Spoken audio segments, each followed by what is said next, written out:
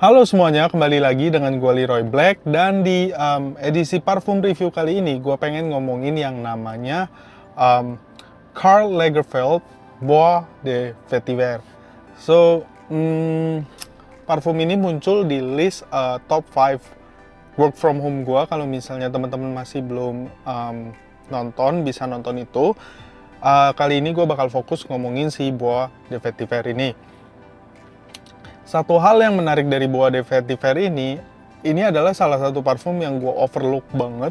Memang gue udah beli udah lama, tapi yaudah gue diemin kayak gitu doang. Dan recently, belakangan ini gue pick it up, balikin ke tangan gue lagi. Karena kemarin gue sempet beres-beresin lemari-lemari parfum gue, terus gue nemuin ini lagi gitu. So, without further ado, kita langsung ngomongin simple presentation dari parfum ini. So, parfum ini datang dengan box seperti ini. Box yang cukup standar. Di sini ada tulisan Bois de Vetiver. Terus di sini ada Le Parfum Matière. Terus Karl Lagerfeld Eau de Toilette Concentration. Ini yang botol 100 ml. Di atas nggak ada apa-apa. Di bawah ada biasa ingredients bla bla bla. Di bagian sini ada alamat si Karl Lagerfeld-nya. So, simple box. Botolnya seperti ini. Plastic cap, gradient dari warna agak gelap abu-abu sampai bening, ada tulisan Bois de Vetiver, terus Karl Lagerfeld. Dah, simple gitu doang. Kita langsung ngomongin scent dari parfum ini, karena scent dari parfum ini yang bener-bener intrik gue banget. So, sprayer dari parfum ini lumayan misty, tapi dia to one point gitu. Opening dari parfum ini tuh seger banget. Yang lo orang bisa dapetin dari opening parfum ini tuh, first of all, pasti yang namanya grapefruit. Perpaduannya tuh grapefruit, sedikit blood orange, dan mint. So, blood orange di sini memberikan sedikit kemanisan, cuman sedikit aja. Dia nggak sampai orange yang manis, nggak. Di sini sedikit doang, plus mint. Mint di sini juga bukan mint yang kencang banget, nggak. Cuman mintnya tuh kayak santai-santai, sepoi-sepoi gitu di belakang grapefruitnya. Dia juga nggak bakal sampai kayak pasta gigi atau toothpaste punya kayak mint, no.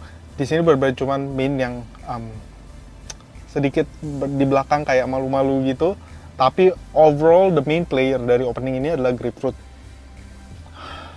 Opening dari parfum ini itu bertahan sekitar 5 menit sampai 7 menit. Habis itu mintnya udah mulai agak hilang, blood orange-nya udah mulai agak hilang, tapi grapefruit-nya retain, tetap ada di sana. Dan yang udah mulai muncul di fase selanjutnya adalah geranium dan rose-nya.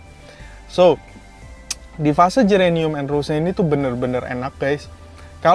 Dan langsung sekilas gue tuh teringat dengan salah satu parfum yang gue punya, namanya Yves Saint Laurent L'Homme Ultime. Kalau misalnya kalian pernah coba yang namanya L'Homme Ultime, kalian tahu perpaduan rose and geranium itu seperti apa. Dan itu ada di mid face dari Bois de Vetiver ini. So, kita sekarang recap dari depannya dulu. Opening dari parfum ini sedikit mengingatkan gue, sedikit loh ya, nggak gue bilang sama persis, tapi mengingatkan gue dengan yang namanya Tom Ford Grey Vetiver. Tapi ini versi jauh lebih muda dan ada sedikit mintiness-nya itu. Di fase kedua, dia mulai turun ke yang namanya YSL L'Homme Ultime Rose Geranium. Perpaduannya itu masih ada sedikit grapefruitnya. So, it is a very nice mid face menurut gua.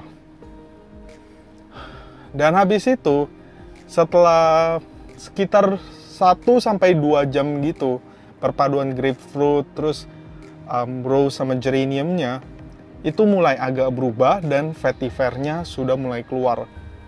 Di bagian sini adalah ending dari parfum ini, dry down-nya. So, di fase kedua itu di jam pertama masih lumayan kuat, grapefruit, rose, geranium. Masuk ke jam kedua, vetivernya udah mulai keluar. Grapefruitnya pun udah mulai turun, yang benar-benar di take over sama si vetivernya sendiri. Dan yang gue bisa dapetin banget di dry down ini adalah vetiver, geranium, dan sedikit sisi musky. So, di bagian endingnya ini nggak mengingatkan gue dengan apapun, cuman gue cuman pengen bilang vetiver di sini tuh nggak sampai vetiver yang inky kayak misalnya di Anchor Noir, nggak seperti Tom Ford Grey vetiver gitu, nggak. Ini jauh bener-bener vetiver yang di tame down banget, soft dan soapy. Ya, itu kata-kata yang tepat. Dry down-nya agak sedikit soapy vetiver dengan sedikit geranium. So overall dari awal sampai akhir parfum ini tuh genre-nya itu fresh. It is fresh. It is jadi seger dan mendayu-dayu gitu, tapi mendayu not in the sense like kayak wangi aquatic atau apapun. Ini mendayu karena wangi vetivernya itu yang kadang muncul, kadang hilang, kadang muncul, kadang hilang pas di fase rose geraniumnya. So overall, kalau ngomongin soal scent, ini tuh worth it banget guys. Buat gue loh ya, kalau kita ngomongin scent. So the next topic, kita bakal ngomongin performance. Dan performance dari parfum ini agak mengecewakan guys. I don't want to lie. Di kulit gua, parfum ini bertahan paling mentok loh, paling mentok 5 jam. Ya, menyedihkan. But gue suka. I mean, gue kemarin sempet gue pakai di office juga, gue juga pakai di rumah, and I really like it gitu. Kalau misalnya dibawa buat pergi kerja, gini, ini gue test drive pas di office condition ya. Central paling cuman di 1 jam awal.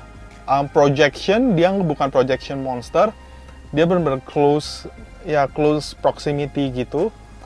Terus longevity-nya yang seperti gue bilang paling mentok 5 jam. Lu overspray pun ke baju paling mentok 6 jam gitu. Dan kalau memang misalnya lu orang bekerja di back office dan jam kerja lu itu lama, what you need to do is pas habis lu jam makan siang lu respray gitu. Ya, sayangnya di situ. Tapi kalau misalnya lu cuman buat pakai kayak di work from home, yang di rumah nggak kemana-mana, this is really good. Makanya sampai masuk ke list gua gitu. Dan next point gue bakal ngomongin soal harga. So, gue beli parfum ini dulu tuh di Sogo. Di Sogo harganya itu 800.000, tapi waktu itu lagi promo buy one get one gitu. Jadi gue beli bareng sama temen gue. Gue dapat satu, dia dapat satu, so total harga 400.000 each.